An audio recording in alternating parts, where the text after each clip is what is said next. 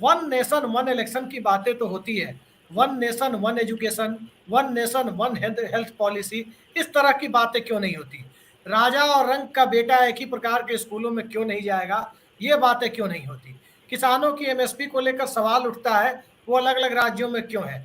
महिलाओं और पुरुषों के जो मजदूरी दर है, उस मजदूरी दर में कई राज्यों में अलग अलग भेदभाव क्यों है, और वो मजदूरी समय पर क्यों नहीं मिलती? ये तमाम सवाल हैं। यहाँ तक कि पेंशन को लेकर भी तमाम तरह के सवाल हैं। तो जब सारी चीजें, वन नेशन वन टैक्स की बातें जीएसटी से कही गई, वन नेशन वन इलेक्शन की बातें कही गई, जब सारी बातें कही जा रही है तो फिर ये सारी बातें क्यों नहीं? जनहित के मुद्दों पर वन नेशन वन इशू, इस तरह की बातें क्यों नहीं आ रही है? और सवाल जो सबसे बड़ा खड़ा हो रहा है वो ये है कि जो इसके लिए एक सिलेक्शन पैनल बनाया गया, एक कमेटी बनाई गई है जो वन नेशन वन इलेक्शन के बारे में अपनी सिफारिशें करेगी, उस कमेटी के सदस्य इसको लेकर कितने गंभीर हैं?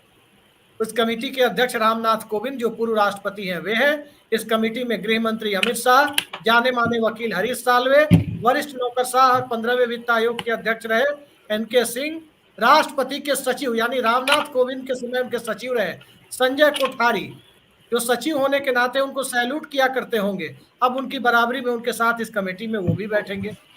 वाकई नरेंद्र मोदी की सरकार ने पूर्व राष्ट्रपति और उनके सचिव के बीच तो समानता ला दी, लेकिन क्या नरेंद्र मोदी की सरकार इस देश के कॉरपोरेट और इस देश के गरीब और मध्यवर्गीय आदमी के बीच में समानता लाने की कोशिश कर रही है या असमानताओं को बढ़ावा दे रही है? एक बात बताइए जो मैं समझ नहीं पा रहा हूं।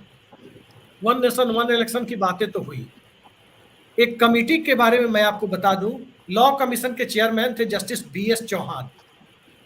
बीएस चौहान की कमेटी को यह काम सौंपा गया था कि वन नेशन वन इलेक्शन की फिजिबिलिटी को देखने के लिए 30 अगस्त 2018 को उन्होंने अपनी रिपोर्ट सबमिट की थी और साफ साफ कहा था कि the commission noted that the simultaneous election can not be held with in the existing framework of the constitution.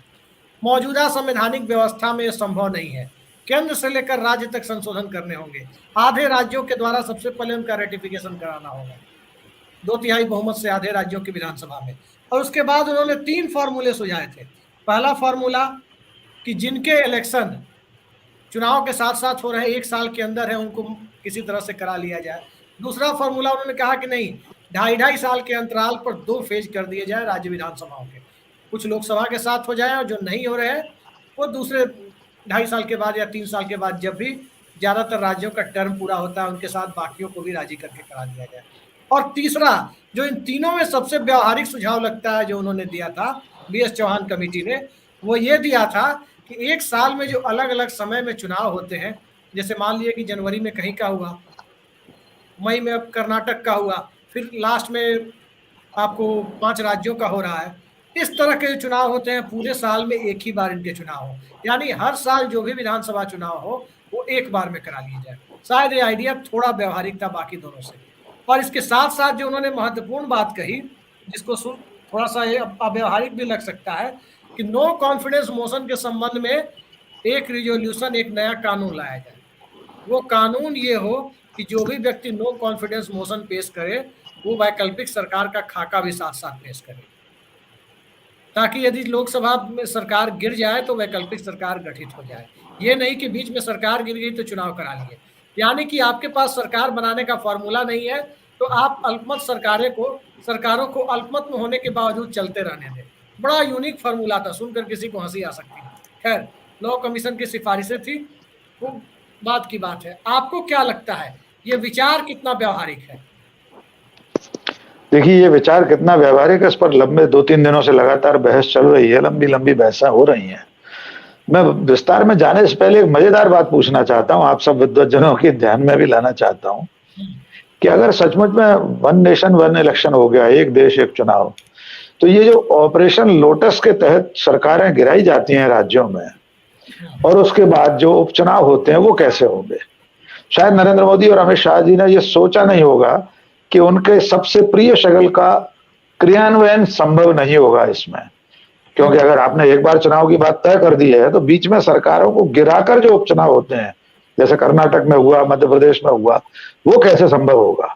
उसका भी कोई तोड़ इनके दिमाग में नहीं होगा।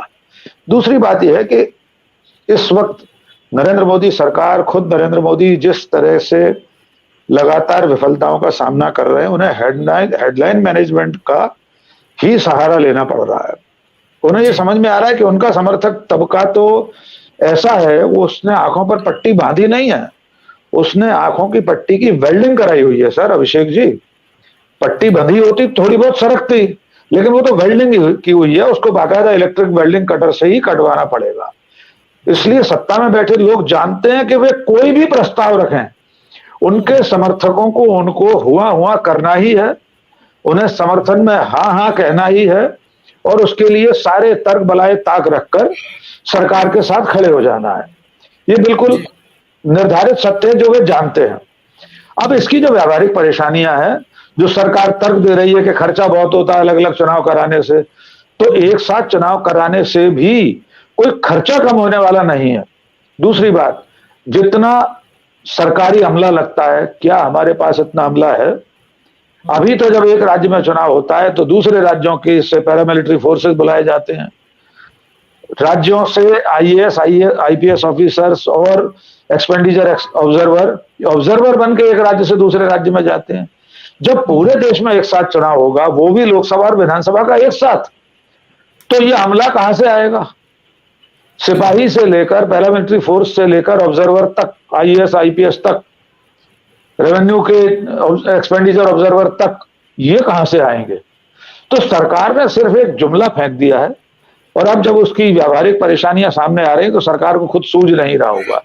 कमेटी को लेकर आप सारी बात कर ही चुके हैं।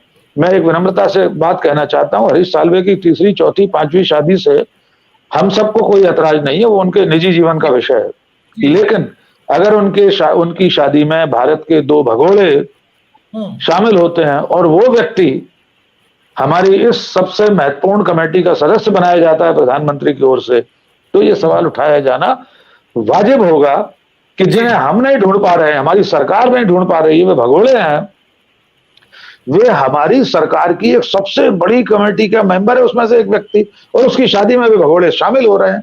तो उसी व्यक्ति से क्यों ना पूछ लिया जाए कि भाई ये लोग कहां हैं, इनकी भारत को जरूरत है, उनको डिपोर्ट कराएं वहां से। तो ये एक गंभीर बात है। बाकी ये एक देश एक चुनाव मेरे हिसाब से सिर्फ समाज के जरूरी मुद्दों से, हमारे समय की जो जरूरत है उससे ध्यान बटाने की एक कोशिश है। क्योंकि मोदी सरकार तमाम मोर्चों पर विफल हो रही है, तो एक नया शगुफा लेकर आई है, और अभी तो संसद सत्र जब लगेगा तब देखना है कि उसमें और नया क्या मास्टर स्ट्रोक वे करने वाले हैं। यद्यपि नरेंद्र मोदी के सारे मास्टर स्ट्रोक, एक को छोड़कर 2019 से पहले के चुनाव में जो तथाकथित उन्होंने स्ट्राइक की थी, उसको छोड़कर सारे मास्टर स्ट्रोक देश पर भारी पड़े हैं, और ऐसे ही ये भी भारी पड़ेगा। अंतिम बात, संवैधानिक रूप से 5 संविधान संशोधन करना होंगे, आप खुद कह चुके हैं, आप बताइए अभिषेक जी अपने इंट्रो में, वो कैसे संभव है? आदि से अधिक विधानसभाओं को, Rakesh Pathak ji, representation of people act में भी संशोधन करना होगा। वही मैं आपसे कह रहा हूं, सारे इतने सारे संशोधन होने, और फिर आधी से अधिक विधानसभाओं से उन्हें आपको मंजूरी लेनी है, जो कि आज की तारीख में संभव नहीं है। तो देखना होगा इस रास्ते पर चलकर ये कहां पहुंचते हैं। जी अभिषेक जी।